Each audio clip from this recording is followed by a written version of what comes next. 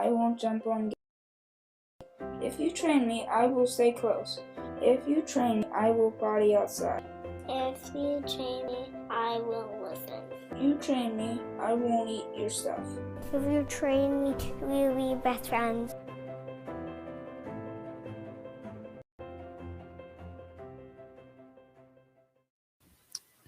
Hey everybody, it is Michael J. Solar and welcome to Dog Talk. I am super excited to be once again your host here at Dog Talk, and this episode is brought to you by Dog University, a Blue Line Canine company of online. And this is really exciting because you can check out more information at bluelinek-9.com if you guys are interested in getting more information on dog training. Easily go to bluelinek9.com. So thank you all for tuning in tonight. So tonight we have a guest. His name is Doggy Dan. I'm pumped up to have him on the show. I actually got to meet him last week. We chit-chatted for a while. We hit it off. He's actually joining us from the future. And I'll fill you this in a second, but I love making that joke. But he is technically in the future from where we are now. Doggy Dan is the author of What Dogs Taught Me About Being a Parent. He is also the founder of the Online Dog Trainer and the Dog Trainer Academy. So without any further ado, let me bring you Doggy Dan. Doggy Dan, welcome to Dog Talk. Woof, woof. Hey man, it is awesome to have you here. I just let everybody know you are talking to us from the future, right? So tell us what time it is right now where you are. Yeah, it's good. It's good to be back from the future. It's Wednesday and it is 11 o'clock in the morning here. So yeah, for a lot of your listeners or viewers, I am, what is it? I'm a few hours behind and a day ahead. Yeah, that's it. I think it's pretty neat that you're there. So, again, this is what's awesome about Dog Talk, ladies and gentlemen. It's because of you guys. We now have Doggy Dan, who's literally calling. He's on our show from a completely different country because of you guys, and that's what's awesome. Because now we're creating a community that's going international to bring you the information you need to know. Now, Doggy Dan wrote the book What the Dogs Taught Me About Being a Parent. So I really want to just dive right into your book because that is a subject that I think comes up so often. And for me personally, when I teach people about dog training, I a lot of times relate it to being a parent and how they learn. So what got you to, I guess, what was the first things that went through your mind when writing a book like that? In a way, it started off as a joke. We always jokingly say it's like being a parent. It's just like with kids, same as with kids. And so my wife and I, we joked about it a lot. And I really started spotting a lot of similarities. Some of them were very, very small, such as, it's like training a child. They teach you, maybe take the child to the potty or whatever they call it in America. I want to make sure I'm getting the right words. Potty. So, and you go to the potty, Yeah. patty, and you say that give the child a little treat or something when they've done same as with puppy training. And I thought, well, there's a little similarity, but then there were some much bigger similarities, such as you'd have these dog owners who'd kind of blame the dog, like I've got a faulty one.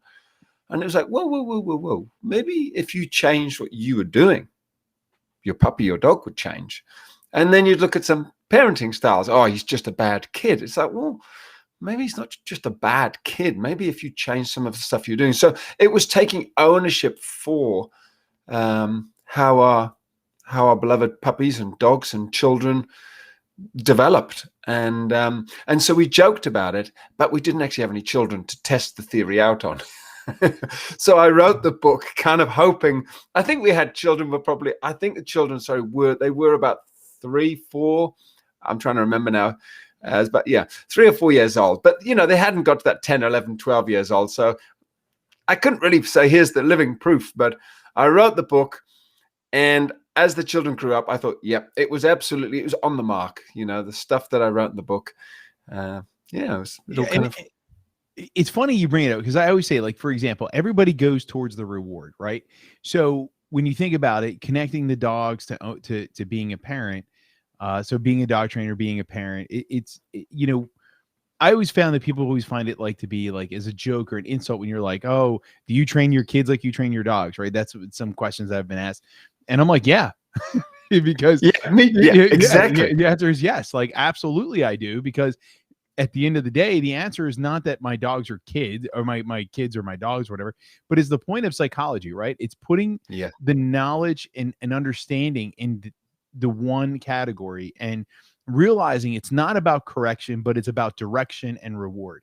So if we really emphasize and putting things in perspective, right? Like, it's not about the tools you're using or constantly yelling and things like that at the dogs or your kids, but it's actually about showing them what you want and giving them the rewards. So in your perspective, when you were putting this together and you were putting your dog training programs together, what do you think about the thought process? Like, I like to tell people, it's knowing what you want at the end is more important than trying to figure out the beginning, because when you know it, you can work the problem backwards. Yeah. Where do you find yourself into that category of it? I mean, look, just taking that thing you've said there, and the way you can apply that with children and with dogs is a great example of the book. I mean, I don't think I've put that part in there, but where your energy, where your energy goes, where your focus goes. I forgot the line now. Where your focus goes, your energy flows, or the other way around. And so I totally get what you're saying. What was your question? Sorry, I'll be honest, I've completely forgotten.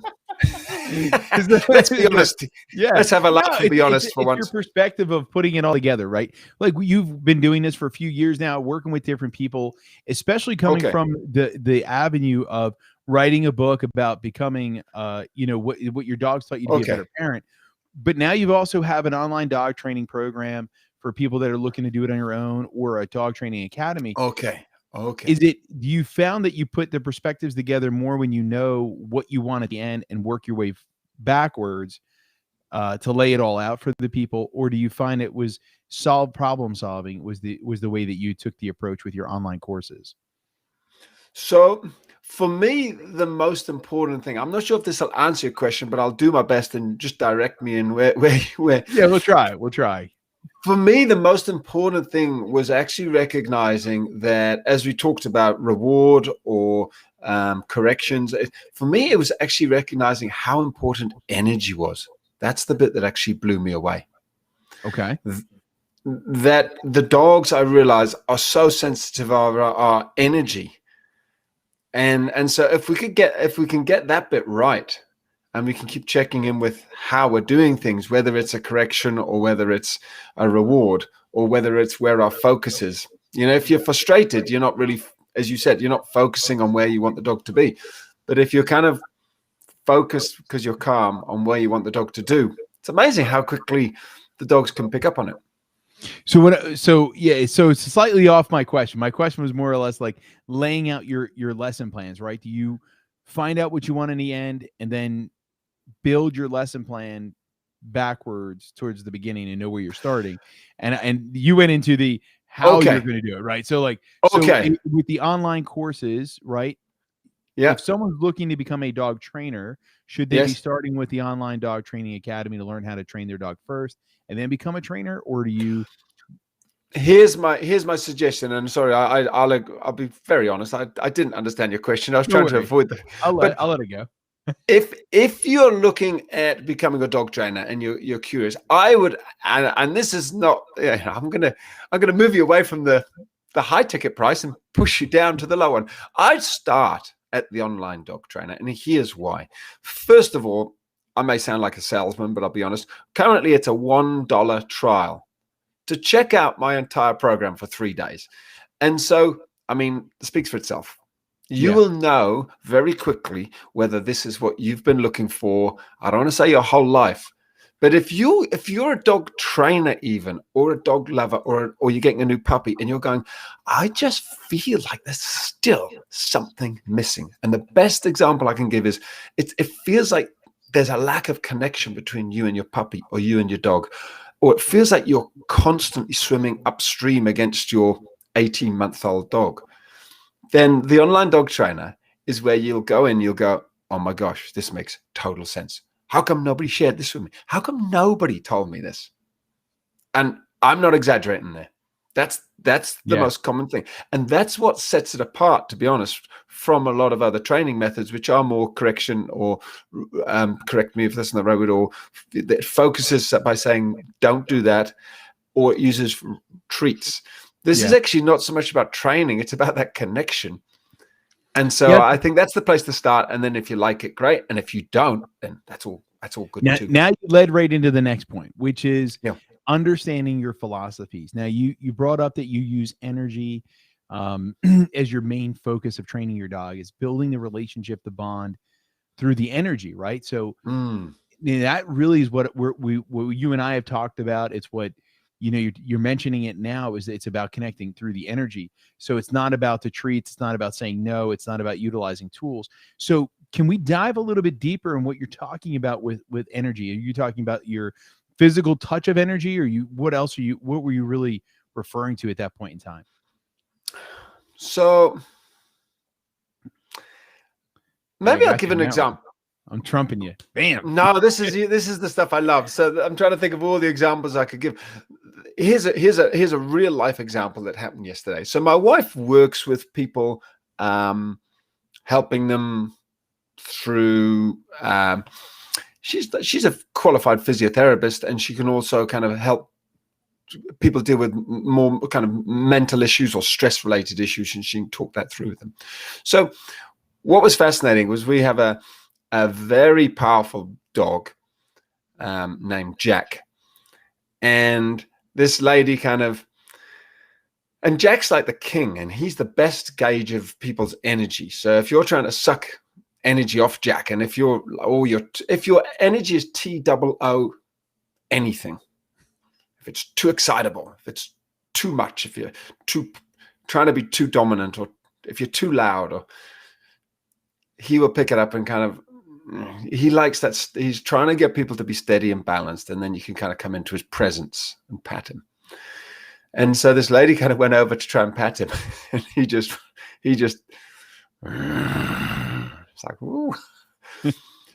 But after her session, and Jack is not a people lover. He doesn't need people. He doesn't want to be with people, really. You have to really earn his affection.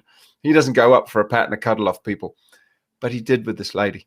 And he walked over to her, and he leant into her, and he put his head kind of on her lap. Now, my wife Jenny said the lady didn't even get it because she doesn't know the dog. But this is the king. This is effectively the king putting his arm around you at the end of your session and saying, well done, my child. You've done well. You've calmed down, and you've been graced with my presence.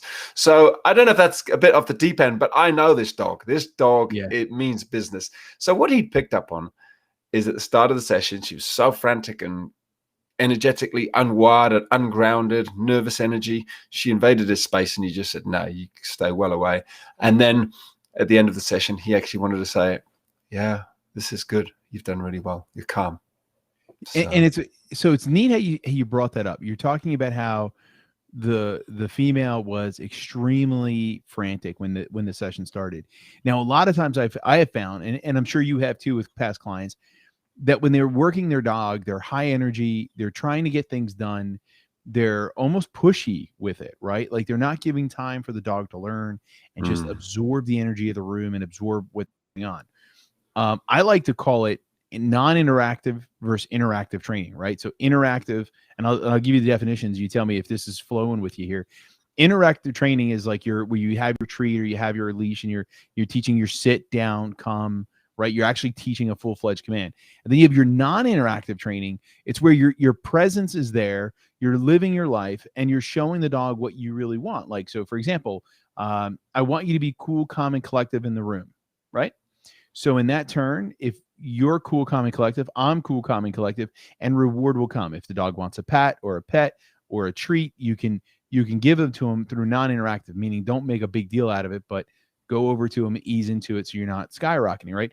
Now, is that what you're referring to a lot of times when it comes to balance energy, is making sure that you don't overreact when the dog's... Yeah, absolutely. So the words I use is kind of, I call it the dog calming code is my foundational program. Okay. And the dog calming code is the way you communicate with the dog sort of, hey, buddy, I got this sorted. I'm in charge here. I'll make the decisions. You chill out and relax. And it's predominantly done by non-interactive training. And Okay, so yeah. Okay, good. I like it. So And it- we had talked about not utilizing your normal tools of the trade, right? So you're not a major fan of using the clickers and the treats and slip collars and things like that. You're all in at the physical avenue of the person. Is that right? so much of what I do is really about owner education in that non-interactive state and getting that bit right so that the dog connects with them, bonds with them. And what I found is, and it's no exaggeration, if you just get that bit right, I found about 70-80% of the problems disappear, which for me is just like, it's unbelievable. You're going to have to dive a little bit deeper. You're going to have to. Sure. Without touching a dog, though, we're talking 70-80% of dogs. You can connect with them. They go, you're in charge. I'll listen to you. Show me what to do. So, and I just want to pre-frame this, that I'm happy to share some stuff, but I want it to be on the understanding that the devil is in the detail. You get the detail wrong, and we ain't going into the detail because there's too much to go through. But I'll give you an idea. But the danger is you go, oh yeah, I kind of got this. Because my analogy is this: it's a bit like a game of chess.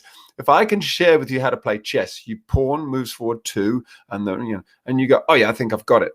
But I haven't shared the other half of the rules, and you're going to get wiped out because you think you know what you're doing, but the other guy knows more. And if the other person knows more, you'll never win. It's like that with your dog.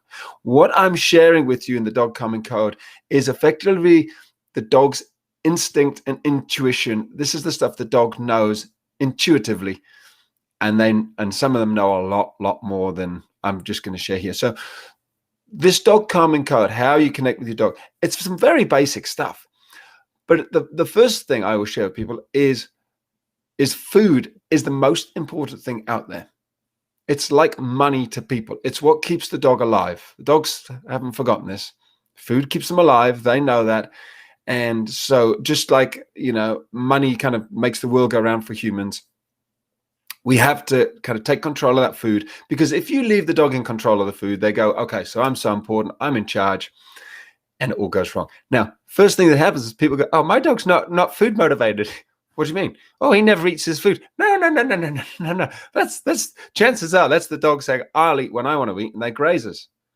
Yeah. And I could write a book just on that topic of dog food and the tricks I've seen dogs do. So I've seen a dog where the lady says, oh, he always eats all his food, because at the end of the meal, if the dog hasn't eaten it, you want to pick the bowl up. So the lady said, he always eats his food. So I watched this. It was a Whippet cross pit bull. And the Whippet cross pit bull is eating all his food. And she goes, he always eats. I said, he eats everything? I said, yeah. And I looked in his bowl. I said, has he finished? She goes, yep, I looked in the bowl. There's one biscuit. I said, because he was eating kibble. I said, oh, there's one biscuit left. She goes, oh, he always leaves one biscuit. I said, always. She said, he always will leave one biscuit till the next meal. I said, why do you think he does that? She said, oh, I think he just can't smell it, or he's full. Now, I'm pretty quick at going, can't smell it? Hang on, it's a dog. You tell me the dog couldn't smell a kibble in a bowl? Nah, that doesn't. And he's full? It's a random scoop of kibble. Well, you always happen to give him just one too many biscuits. Or the third option is, how these British people, and I'm British, I'm not being rude, but we always leave a little bit of food on the side of our plate. Or if you're very posh, you go, maybe he was doing that. No, he was playing with the food. And that's how subtle it is. When you understand, these dogs will leave a bit of food just to prove that they've got food they can go back to later. That's why they're burying bones. That's why they shove a, rawhide under the settee. And when you start to control the food, oh boy, everything changes. In fact, I'll go as far as to say this. If you've got dog food down on the ground, including bones, there's some dogs who you can forget all the training in the world. They are like, no way should I be listening to you, because I control the food. And so this does take me to the next stage. That is where I get very upset, when that is not covered off properly. And you have a king dog who says, I'm a dog and I'm the king. And as long as I've got food in the house, as long as I am controlling the food, you will not tell me what to do. And if we don't get that basic understanding in place, and then we go, oh, you will obey me. that's for me where the lack of understanding of the instinct and the intuition of the animal we're dealing with, and to make the dog is, I feel like sometimes we haven't understood the dog. So yeah, that's kind of where I'm coming from with, and that's just the start of the dog karma code. I love it. It's a very long. I have a very short-winded way of saying all that, which is you're saying mine was long-winded. yeah, that was very, very, very detail-oriented. No, it's good. The short-winded way is who controls the world. Who was that? Say that again. Who food controls the world. So who controls the food controls the world, right? Yeah. So in the story, you're saying how the dog is leaving a biscuit. It's taking the control feature essentially away from the mom, because even though the dog is sort of leaving one there, the dog is literally saying, I'm still in control. You're still going to take the one back. You're going to give me back the next section. You're going to give me this. If you give me a bone, if you give me a treat, you do these things. The dog is dictating the resource and the reward, right? So the dog is in complete control. And you as the owner, from all my knowledge, and you may or may not agree. Well, let's see here. So my thought is that all resources should be completely controlled by the owner. Toys, food, treats, biscuits, anything should be controlled by the owner. That way you don't have to be negative to your dog. You are showing control, showing the dog that they have to earn and work for you. What are your thoughts? Do you agree, disagree with that? Yeah, I definitely have drawn a line in the sand almost between food and resources, because whilst there are some dogs for sure that would prefer to have their ball than a meat steak, they're pretty few and far between. And so for me, that food is like, it's gold and it's money for a human compared to almost everything else. Mm-hmm. And so, yeah, generally speaking, I'd agree with you. Yeah, it feels like control the resources.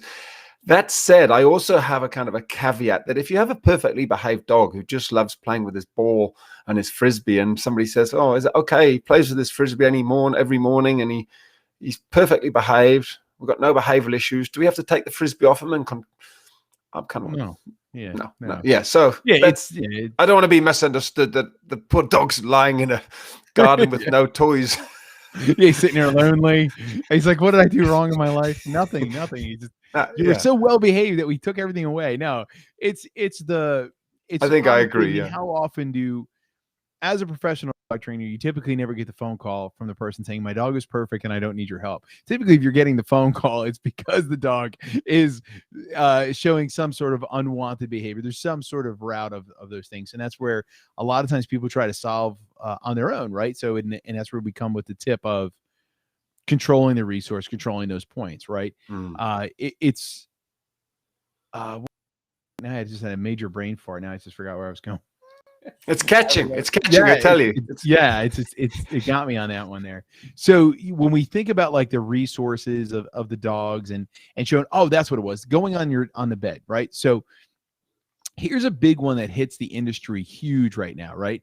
Is dogs sleeping in their owners' beds, right? Now this comes up a lot in my opinion. Especially to me, it comes up a lot, and almost where most owners are literally embarrassed or scared to even tell me that they allow the dog to sleep in the bed. So without me saying my opinion, where's your opinion on dogs sleeping in their owner's bed? Okay, well, let me tell you another little story. I'll try and keep this one short, but a lady rang me.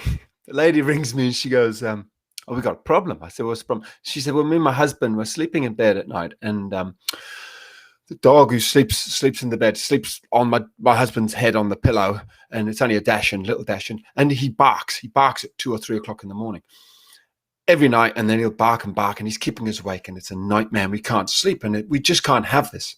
And she went on, and I said, shall I tell you the real problem you've got? She said, what? The real problem is your husband has a dog on his head. She said, sorry, I don't understand. I said, your husband is sleeping with a dog on his head. That's the real problem. She said, oh, why? Do you think that's got... And it's like, this, I agree. This is how far we've come, that we don't even see the problem with having a dog sleeping on our head. It was a Dachshund, so I can see, yeah, you could get away with it. Dogs sleeping on the husband. Imagine it was a German Shepherd. Or imagine it was your kind of 13-year-old son going, Dad, Yeah. I'm just going to lie here, mate. I mean, and we've seen it. We have it with dogs who go, I want to eat my food. There's people who've told me the dog likes to eat their food off the bowl, resting on the husband's chest, or it needs to sit on the husband's lap. It's like, talk about waving it in your face. Yeah. Imagine you sit there with a, big meaty steak in front of you, kind of waving it around. This is mine. It's not yours. It's mine. So anyway, I explained to the lady that was possibly connected to the issue, and she kind of agreed that maybe it was. And yeah. So that was a kind of story saying it's a funny situation we end up in. Yeah. The long and short of it is the dog knows the bed is kind of similar to the throne, very important place in the house. And it's definitely part of, if you want to make sure the dog listens to you, knows you're in charge, then getting them out of the bed is definitely a stage. It's not the most important thing, but it's a big part if you're really struggling. So I always say, if you're an elderly person and maybe your partner's passed away and you've got a little fluffy white dog and there's not really any issues, I'm not going to turn up and say, you got to get that dog out of that bed, because there's so much other stuff we can do that usually sorts the problem out. However, if you have a seriously powerful beast of a dog that the consequences of this going wrong are so serious and you've got children involved, then we really need to go. We need to do everything possible. Everything that can possibly be done needs to be done. And that does include moving the dog out of the bed. So I try to be flexible because I know how much people love cuddling their dogs in the bed. And if we can get away with it, if you're cuddling your dog in the bed and there's no problems, again, I'm like, hey, we got no problems here. We've got a great understanding. Dogs fitting into the human world well, then that's all good with me. I would say the only thing for me that I would probably add to it is that I know my suggestion is that not that the dogs need to get out of bed unless there's a major issue, but they do need to come into the bed after you. You always have to let the dog know that you're in control, right? So there's a line that I always say to my clients, and I'm really a big advocate on this, is that followers look to leaders, leaders don't look to followers, and your dog is supposed to be your follower, not your leader. You're there to lead them, guide them, show them, educate them, keep them safe, and do those things.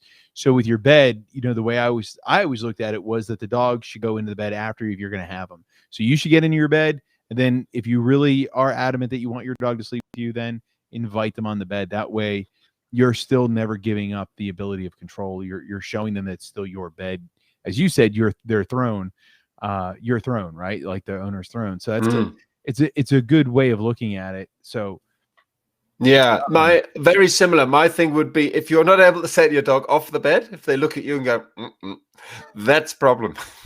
That's when I'd be getting. Yeah. I did have. Can I share one more story? You have plenty of time.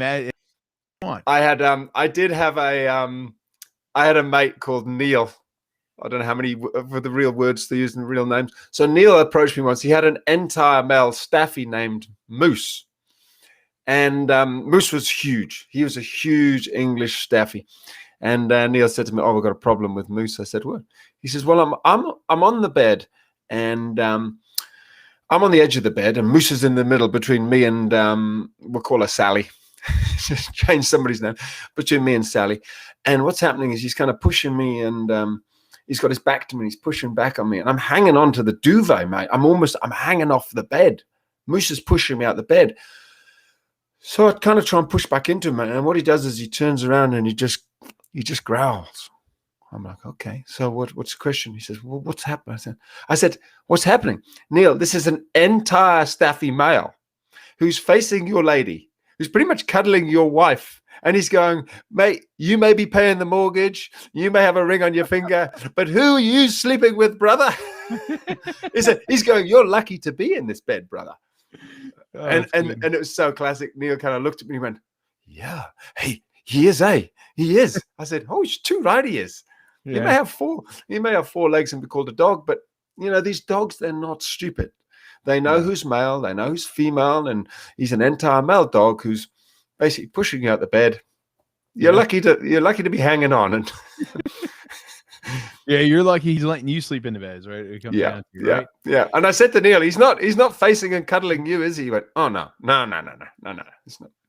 So It's funny how often we bring our dogs into our lives, we invite them in, we make them a part of the family, we put them into these scenarios, and then we wonder where we went wrong, right? Like in that case, like where did you go wrong? Well, you went wrong because you forgot to let the dog know that it was your house. You forgot to let the dog know that you were in control.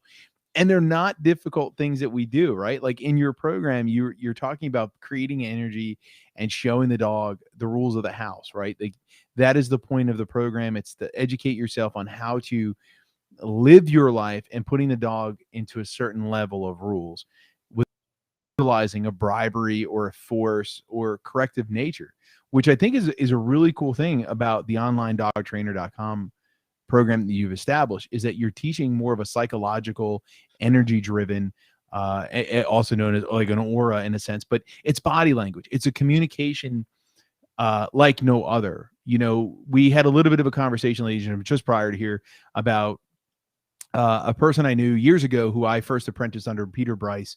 And when he first met me, and how we both speak English, but he uses certain terms that I didn't make sense to me. And we had, it was a really crazy 6 months. I'm not going to go into the whole conversation, but he was using terms from England that were nothing of the same by definition here. Like asking me for a rubber. And it's the only example I'm going to give in this entire conversation, but he was asking me for a rubber.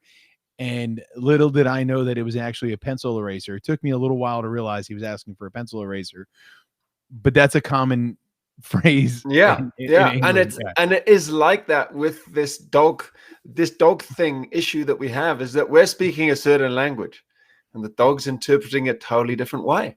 Yeah. And so when we can, and the dogs, they can kind of learn our language to a degree. But it's far easier if we're willing to go, I want to learn the dog's language, body language, communication, instinct, intuition. And a lot of it's actually common sense that we've lost.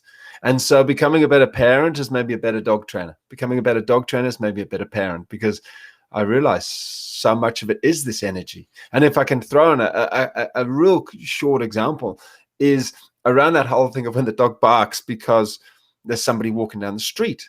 And we sit there watching telly. We don't move. Dog's barking at the window. We can't even see the dog. And we go, knock it off.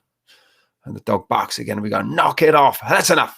And the dog barks again. And we shout, knock it off. Rover, shut up. Knock it off. Of course, Rover's going, I'm barking as loud as I can. I can't bark any louder. And you know, from the dog's point of view, the dog's going, what do you want me to do? Well, all the dog hears is rah, rah, rah. The dog goes rah, rah, rah. So inside the program, the online dogtrainer.com, in the dog calming code bit, I share with people a totally radically different way of dealing with the dog barking, which is so weird and wonderful, but it actually works.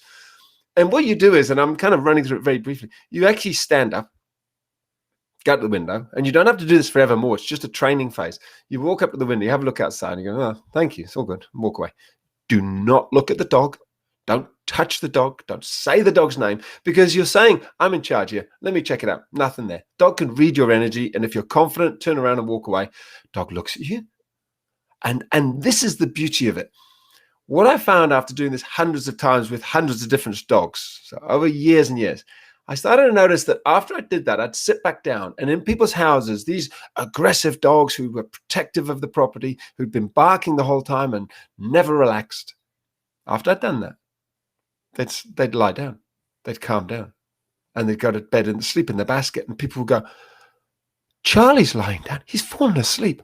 He never does that when it's just us. He'd certainly never do that with a stranger here. But what has happened is I've been able to communicate to this dog, buddy, if you bark because you think there's a problem, I'll come and check it out. And then I'll just go, nah, that's not a problem. Walk away. And the beautiful thing was, what I noticed is these dogs would walk up to me, and a lot of them, after I sat back down, having walked away and said, don't worry, they'd come up and they'd do a tiny little lick on my hand. And I'd be like, I reckon there's a lot of dogs do that. And over time, I started noticing, I could predict it. Dog would do that. They'd come up, little lick, and then they'd lie down and fall asleep. And it was like a little thank you. It was like a salute. It was like, appreciate it, buddy. You've got this covered. And so that's Yeah, that's kind of where I'm coming from with the communication and how it's radically different, and also how we need to understand what the dog's seeing and feeling. Yeah, I love it. And it's actually a really good scenario that you used especially when it comes to talking to the dog about the barking out the window. I mean, here in the States, I guarantee you it's not just shut up. I guarantee you there's a lot more verbiage coming out with that. I haven't met an American that wouldn't give you a bigger story telling a dog to be quiet. Like there's definitely a lot more cussing and everything that's going to go into play there, which, is huge to think about when you're communicating to your pet. You have to think about where the dog is perceiving the information, right? So when you put this all into the onlinedogtrainer.com, you develop this to breaking it down, very easy for people to understand the body language that they need to be doing, because it's not and this goes back to what we were saying earlier, ladies and gentlemen. It's the non-interactive training is actually more important than the interactive training. Everybody gets this obsession with the command of sit. I'm going to make my dog sit for the bowl, sit to go outside, sit for a treat, sit for that, sit for this. And then the dog knows to just put my butt on the ground and leave it there, and I get everything I want, which really means the dog's actually taking control. Because when the dog walks up to you and sits, you have to pay them. So you've essentially taught the dog how to control you. So you're like, hey, listen, dog, if you want me to work for you, all you have to do is put your butt down and I will go and get you an ice cube. I will get you a biscuit. I will do this and I will do that.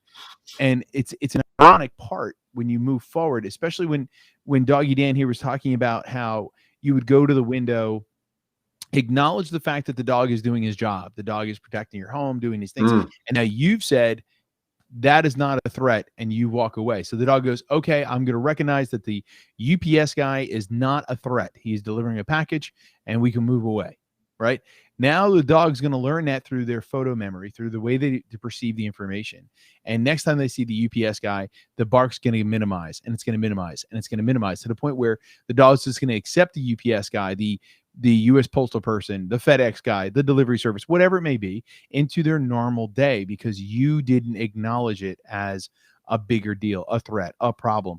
But most of the time, we make a big deal out of the dog barking, the dog not listening. One of my favorite things, and I don't know if you experienced this in your experience as a trainer, but one of my favorite things to talk to people when I interview people, when I go to their homes for evaluations and lessons, was one of the things that when the dog is laying still and doing nothing wrong, the owners creep through the house to not disturb the dog, right? So essentially they're ignoring the wanted behavior of the dog being good and resting and just watching television. They'll literally like creep through, like tippy toe through the house to not make any noise to disturb the dog. But when the dog's acting stupid, right, zoomies, flaring around, the owners make a big deal out of it, yelling, cussing, pushing, progging, doing everything to get the dog to stop. And I always tell them, like, you want to pay the dog for what you want, not what you don't want. The dog will learn to control the zoomies, control the outburst of energy, if you reward those things. Do you experience that too, Al, where you are with and that miscommunication? Yeah, absolutely. And I always joke that nobody has ever, and this is true, nobody in thousands and thousands of dog owners, nobody's ever said to me, I wish my dog we're trying to make him just be a little bit more excited. Well, never happens. People are always looking for a calmer dog. And so that's why my foundation program is called the Dog Calming Code, because it really is the code, the key, the things to do to get your dog to switch off, to close down. My wife often says it's like on Windows. How do you close down all these tabs? You've got all these tabs open, all these programs running, all these things happening. And then you go through and you shut that, shut that, shut that, shut that. And the whole barking at the window is like a whole tab. We just said to the dog, you don't need to do that. And eventually the dog goes, well, do I need to run up if I hear noises? Not really.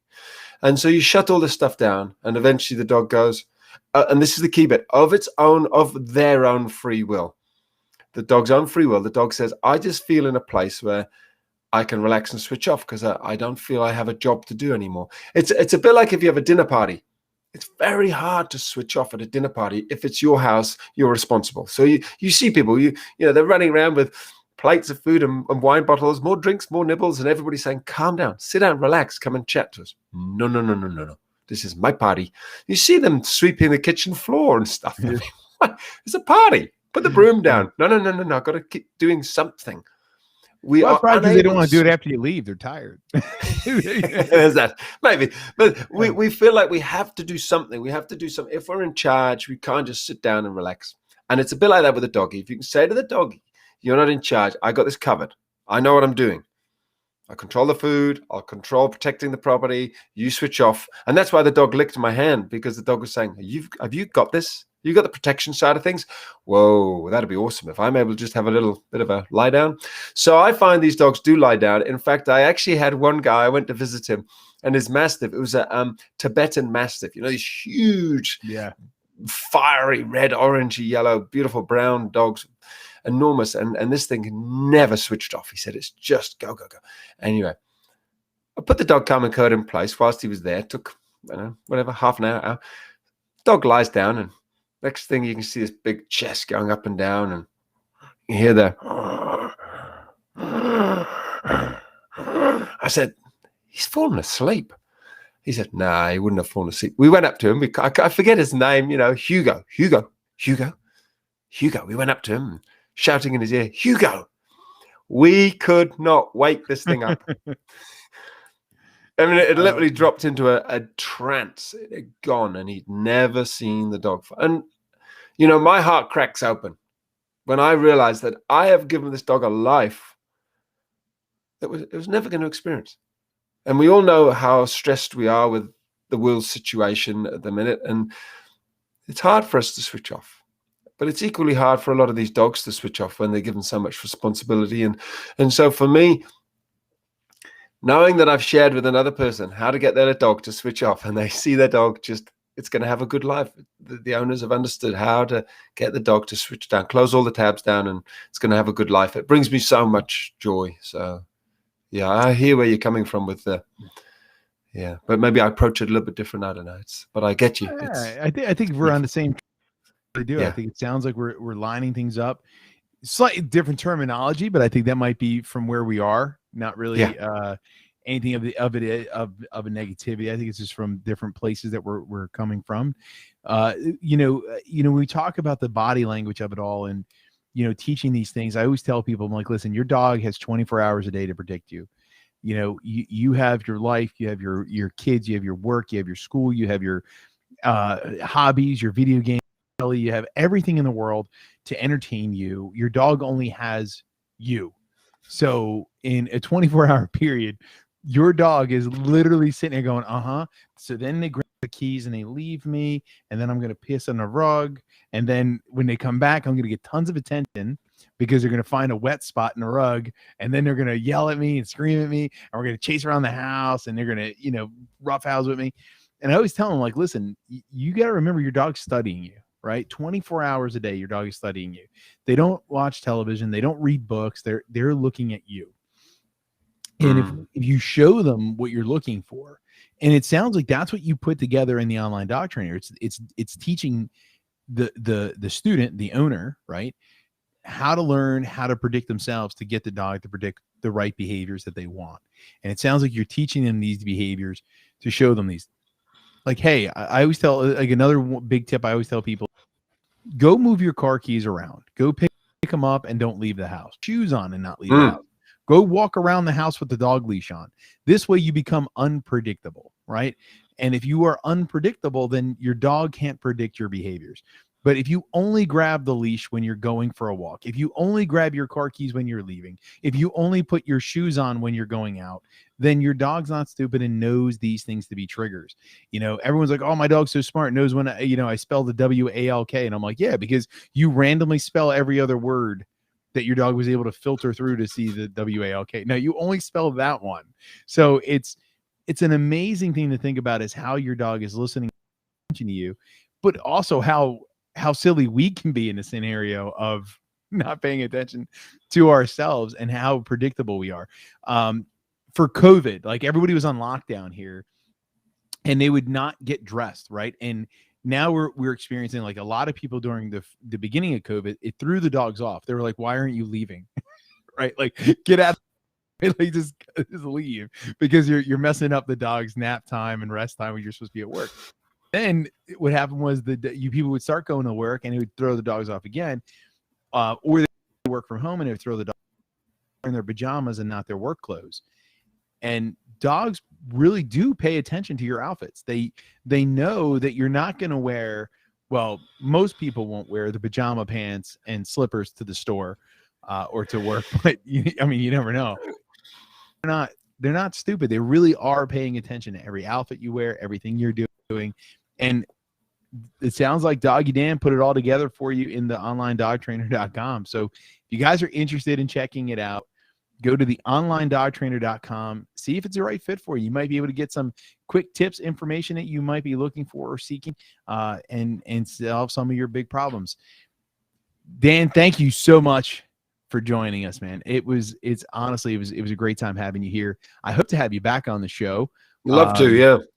I think it'd be a great time, man, on the show. Yeah. We can talk about another one of your subjects and things that go on. I would actually like to have a big debate. I want to actually put together a bunch of different dog trainers and see if we can get them all together.